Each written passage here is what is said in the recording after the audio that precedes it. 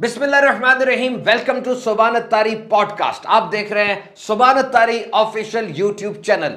आज का मौजू बहुत ही अहम है, इट्स वेरी इंपॉर्टेंट। आज हम बात करेंगे कुछ ऐसे ज़रूरी असूल, कुछ गोल्डन प्रिंसिपल्स जिनको अगर आप अपना लेंगे तो आपको जिंदगी में कम से कम नाकामी और परेशानियों का सामना करना पड़ेगा। स्टे विद अस, आखिर तक साथ रहिएगा। जो बातें कही जा रही हैं उनको सीख लीजिएगा। Try to be focused, focus रखें, मल्टीटास्किंग छोड़ दें। ज्यादा काम एक वक्त में इंसान कर ही नहीं सकता। याद रखिए, इससे एफिशिएंसी मुतासिर होती है और जो कोर काम, असल काम आप कर रहे हैं उस तरफ ध्यान रहता भी नहीं है। देखिए, मैं यहां पर बैठा हूं, एक काम कर रहा हूं, मैं बात कर रहा हूं आपसे, 100% तवज्जो मेरी इस पर है। अगर मैं चाय भी पीऊं, मोबाइल भी पकड़ूं, अखबार भी देखूं और बात भी करूं, अब हर काम पे मेरी 25% तवज्जो आ गई ना, तो 25% रिजल्ट आएगा। तो सारे काम छोड़ दीजिए, पॉडकास्ट की तरफ नजरें जमा लीजिए, कान इसी तरफ लगा लीजिए। Number 1, don't over share. किससे कितनी बात करनी है, कब तक करनी है और क्या बात करनी है, ये एक हुनर है। हर एक को आता नहीं है। वो लोग जो सबके सामने अपना पूरा हल्का कर देते हैं ना, उन्हें सबक सीखना चाहिए, उन्हें समझना चाहिए कि कभी भी शेयरिंग, जो बात आपने करनी है, कितनी करनी है, इसको मद्देनजर रखें। लोगों को टॉपिक चाहिए होता है, they need a topic to discuss, they need to shoot the breeze. याद रखिए, 4 किस्म के लोग होते हैं। बॉटम पर, लेवल 4 पर 4 नंबर बंदा वो है, वो लोग हैं जिनका टॉपिक पीपल होता है। वो लोगों को डिस्कस करते हैं, गीबतें चुगलियां इधर उधर की लगती रहती। और लेवल 3 पर वो लोग हैं जो इवेंट्स को डिस्कस करते हैं, मौक़ों को डिस्कस करते हैं, जो क्या वाकया हुआ ये। नंबर 2 पे वो लोग हैं जो आइडियाज को डिस्कस करते हैं, आइडियाज को। और नंबर 1 टॉप के लोग वो हैं जो एग्जीक्यूशन ऑफ आइडिया को डिस्कस करते हैं, कि जो आइडिया बना था अब उसको एग्जीक्यूट कैसे करना है।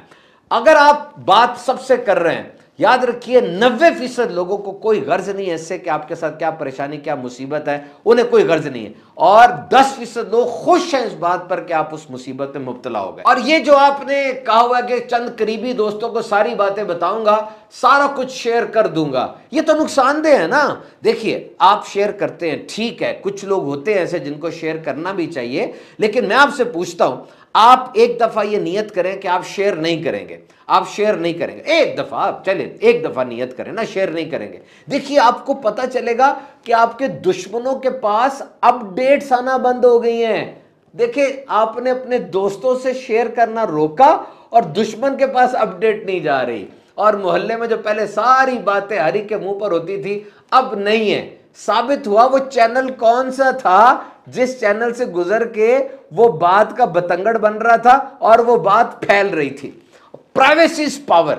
आपकी प्राइवेट लाइफ, आपकी बात एक पावर है। ये जो आप कहते हैं ना कि लोग मुझे तबाह कर देते हैं, लोगों ने मुझे वीरान कर दिया, लोगों ने मुझे तबाह कर दिया, वो जिन बातों का उन्हें पता होता है उन्हीं बातों पर तबाह करते हैं ना। तो उन्हें बातें ना बताएं, जिन बातों का उनको पता नहीं है तबाह भी नहीं करेंगे। Build in silence and shock them with your results. आप खामोशी के साथ उभरें, खामोशी के साथ बढ़ें। अपनी प्रेपरेशन, अपनी तैयारियां, जो वर्क इन प्रोग्रेस आपका है, वो खामोशी के साथ होना और फिर अपने नताइज से उन लोगों को हैरान कर दे। याद रखिए, silence is full of answers. खामोशी जवाबात से भरी होती है, खामोशी खाली नहीं होती, इसमें बड़े जवाब होते हैं। समझने का ज़र्फ चाहिए होता है, समझने का एंगल चाहिए होता है। खामोशी छोटी भी नहीं होती। माउंट एवरेस्ट को देखा है, 26,000 फुट ऊंची चोटी, खामोश है। खामोशी छोटी नहीं है, खामोशी बड़ी है, खामोशी बहुत गहरी है। समुंदर देखा है, बहुत बड़ा होता है, और ये सहरा भी बहुत बड़ा होता है, लेकिन ये भी खामोश है। खामोशी छोटी नहीं होती। और बाज जगहों पर तो खामोशी ही सर्व करनी होती है, यानी पेश करने के लिए सबसे बेहतरीन चीज आपके पास खामोशी है। और वो जो बंदा सामने बैठा है ना, उसको भी खामोशी ही चाहिए। देखें, आप किसी जाहिल से बहस कर रहे हैं, जाहिल से बहस हो रही है जनाब, जाहिल से बहस हो रही है, वो अपनी जहालत की वजह से आपसे बहस कर रहा है और आप भी नादान है, आज उससे आप भिड़ बैठे हैं। अब क्या होगा, पहले वो आपको अपने लेवल पर लेकर आएगा। आप इधर हैं, वो इधर है, पहले वो आपको अपने लेवल पर लेकर आएगा। आपको गुस्सा चढ़ा हुआ है, आपको समझ कुछ नहीं आ रही, दलाइल उल्टे पुल्टे देते जा रहे हैं, उसको तो समझ नहीं आ रही। जब आप उसके लेवल पर आ जाएंगे, अब आप भी उस जैसे हो गए।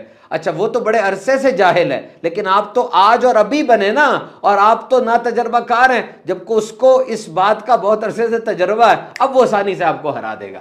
तो बहस करते हुए याद रखिए, अगर सामने वाला जो एड्रेसी है, जिसके साथ आप बात कर रहे हैं, वो बातों के मुख्तलिफ एंगल्स को, बातों के मुख्तलिफ परसेप्शंस को खोजने का, एक्सप्लोर करने का मलका नहीं रखता, उसके अंदर इतनी सलाहियत नहीं है, then why you are arguing with him? आप क्यों आर्ग्यूमेंट्स में उसके साथ पड़ रहे हैं? इस बात को सोचे तो सही। एक होती है बहस बराए बहस।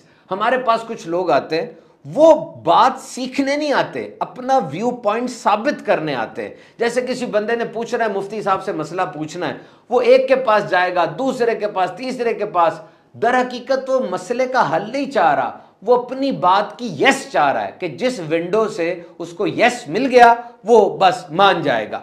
आप एक दलील देंगे, वो नई दलील ले आएगा। आप एक बात करेंगे, वो नया बहाना ले आएगा। ये बहस बराए बहस है, दोनों का टाइम जाया हो रहा है। याद रखिए, अगर एक इल्मी नुक्ता जाहिलों के दरमियान आएगा, फितना, फसाद, दंगा, लड़ाई का सबब बन जाएगा। और अगर एक इल्मी नुक्ता वो उलमा के दरमियान, स्कॉलर्स के दरमियान, एजुकेटेड के दरमियान आएगा, तो वो इर्तका का सबब बनेगा। उससे नए नए मसाइल, नई नई चीजें इजाद होंगी, उम्मत को फायदा होगा। तो बहस बराए इस्लाह, इसकी तरफ जोर देना। अपनी जिंदगी में 3 बंदे चुन लें। नंबर 1 वो जिसको पूरी बात बतानी है, क्या हुआ था, क्या होगा, क्या हुआ, एवरी प्रोसेस, सब बातें उसको बतानी है। नंबर 2 जिसको थोड़ी बात बतानी है, पूरी बात बताने की जरूरत नहीं है। और नंबर 3 जिसको कुछ भी नहीं बताना। आपकी जिंदगी टेंशन फ्री हो जाएगी। ट्रेन खड़ी रही बड़ी देर तक जंगल के अंदर, अब ड्राइवर उतर के सारी सवारियों को मिलके बताएगा तो नहीं कि भाई ट्रेन क्यों खड़ी रही जंगल में, क्या वजह बनी? ये बताना बनता नहीं है ना। तो आपने भी अपने आप को परेशानी, टेंशन, एंजाइटी से बचने के लिए डोंट ओवर शेयर, हर एक को हर बात नहीं बतानी। Number 2, when you will focus on problem you will have more problems, when you will focus on solution you will have more solutions. याद रखिए, जिस चीज की तरफ आपकी तवज्जो होती है वही चीज फलती, फूलती और बढ़ती है। आप जिस पौधे के ऊपर तवज्जो देंगे, पानी डालेंगे, खाद डालेंगे और देखभाल करेंगे, रखवाली करेंगे, सही रोशनी उसको मिलेगी, अब वही पौधा फले फूलेगा, वही बढ़ेगा। दीगर पौधे जिनकी तरफ तवज्जो नहीं है वो नहीं बढ़ेंगे। सबसे पहले प्रॉब्लम को आइडेंटिफाई करें, ये जरूरी है। प्रॉब्लम को देखें तो सही, मसला क्या है, और अब उसके हल की तरफ जाएं। लेकिन सिर्फ प्रॉब्लम के बारे में सोचते रहना, उस विशियस सर्कल के अंदर फंस के रह जाना, मसले को ही सोच रहे हैं। आपने जनाब 20 मिनट मसले को सोचना है और 80% आपने हल की तरफ जाना है। Remember, this is the definition of over thinking. ये ओवर थिंकिंग की भी तारीफ यही है कि इंसान, देखिए हर इंसान ओवर थिंक करता है, हर इंसान ओवर थिंक करता है, ये नेचुरल है। लेकिन सिर्फ मसले के बारे में ही सोचते जाना और हल की तरफ ना आना, अब ये बीमारी है और ये खतरनाक चीज बन जाती है। हल सोच कर आए ना, हल क्या है, सोल्यूशन क्या है। Try to think smartly. आज हम स्मार्ट वर्क की मिसाल देते हैं, स्मार्ट थिंकिंग की भी बात करें। देखिए, स्मार्ट थिंकिंग बहुत जरूरी है। आप समझते हैं आपको सोचना आता है, नहीं, आपको सोचना नहीं आता। हमें सोचना नहीं आता। सोचना एक हुनर है। क्या चीज कब कितनी सोचनी है, कितनी देर तक सोचनी है। हमारी जिंदगी में बहुत से रिश्ते हैं, बहुत से लोग हैं, हमारे करीबी रिश्तेदार हैं, दूर के रिश्तेदार हैं, कजन्स हैं, दोस्त हैं, हमसाए हैं, कॉलीग्स हैं, और भी बहुत से लोग अजनबी हैं। इन सब के बारे में कितना सोचना है और कितनी देर तक सोचते रहना है। फिर मवाक़े हैं, माजी है, मुस्तकबिल है, जहां हम काम करते हैं, जो हमारे ख्वाब हैं, हर एक चीज के बारे में सोच की एक हद होती है। बस अब सोचना बंद कर दें, उठे और अमल करें। Try to be active, action की तरफ आए। जब आप ये काम करेंगे तो अब समझ लीजिए कि आप पॉजिटिव हो रहे हैं। So what you will focus that thing will grow. जिस चीज की तरफ आपकी तवज्जो होगी वही चीज बढ़ेगी, फलेगी, फूलेगी। And number next, the person who gossips in front of you will also gossip about you in your absence. एक ऐसा बंदा जो आपके सामने आकर दीगर लोगों की गीबत कर रहा है, समझ लें वो जब आपके पास से उठेगा दूसरों के पास जाके आपकी भी गीबत करेगा, क्योंकि गीबत करना उसकी आदत है। अभी तो आप हंस हंस के बोल रहे हैं और उसका साथ दे रहे हैं, लेकिन वो अपना मवाद इकट्ठा कर रहा है। उसको चूरन मिल गया जो उसने हर दुकान में जाकर बैठना है और बेचना है, क्योंकि उसकी आदत है। एक दाना के पास एक बंदा आया और आकर कहने लगा, मैं आपको आपके दोस्त के बारे में कुछ बताना चाहता हूं। वो कहते ठहर जाओ, तुम्हारी बात मैं उस वक्त सुनूंगा जब 3 फिल्टर लगाऊंगा, तुम्हारी बात 3 दरवाजों से गुजर के मेरे कान के अंदर जाएगी। तुमने मेरे दोस्त के बारे में बात करनी है ना, 3 फिल्टर लगेंगे। नंबर 1, ये बताओ क्या ये बात सच्ची है? Is this thing true? क्या तुम मुझे ट्रुथ बताने लगे हो? वो कहता नहीं, सुनी सुनाई बात है। कहा अच्छा, तुम मुझे मेरे दोस्त के बारे में सुनी सुनाई बात बताने के लिए आए हो। अच्छा अब ये बताओ क्या वो बात अच्छी है? कहा नहीं, वो बात बुरी है। कहा अच्छा, तुम मुझे मेरे दोस्त के बारे में एक सुनी सुनाई बुरी बात बताने के लिए आए हो। अच्छा, एक दरवाजा और है, अभी तीसरा टेस्ट और है। ये बताओ क्या उस बात का मुझे कोई फायदा है? कहा नहीं, आपको फायदा भी कोई नहीं है। कहा अच्छा, तुम एक झूठी सुनी सुनाई बात जो कि बुरी बात है और जिसका मुझे कोई फायदा भी नहीं है वो बताने आए हो। भाई मैं तुमसे ये बात नहीं सुनता। तो एक पाबंदी लगा लें, आप जहां भी काम करते हैं, ऑफिस में काम करते हैं, पब्लिक है, प्राइवेट है, तिजारत है, आपकी टेबल पर आकर कोई बंदा किसी तीसरे के बारे में बात नहीं करेगा।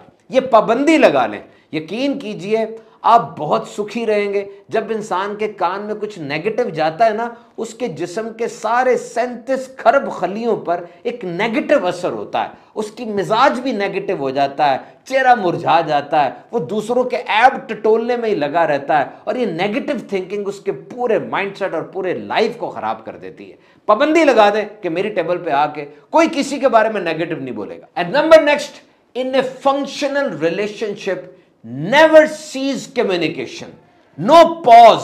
ये जो करीबी रिश्तेदारियां होती हैं, कभी भी इसमें मुकम्मल खामोशी ना लेकर आइएगा, शेयरिंग जरूर करते रहिएगा। लैक ऑफ कम्युनिकेशन और बैड कम्युनिकेशन, ये दोनों बातें साथ साथ चल रही होती हैं। या तो बिल्कुल ही गुफ्तगू करना बंद कर देते हैं, या जो गुफ्तगू कर रहे हैं वो ठीक नहीं कर रहे, सही नहीं है, बैड माउथ, फाउल लैंग्वेज इस्तेमाल कर रहे हैं, गंदी गुफ्तगू कर रहे हैं, तंज दिल आजारियों वाली गुफ्तगू कर रहे हैं। ये जो मुकम्मल खामोशी है ना, हो सकता है ये किसी बीमारी की वजह से भी हो, डिप्रेशन हो गया है, स्ट्रेस बहुत ज्यादा है, मायूसी बहुत है, बंदा समझ रहा है बात करने का फायदा ही कोई नहीं है, ये भी वजह हो सकती है। सबसे पहले तो दोनों पार्टनर आपस में, वो दोस्त है, मियां बीवी है, बच्चे हैं, जो भी है, कॉमन टॉपिक ऑफ इंटरेस्ट तलाश करें।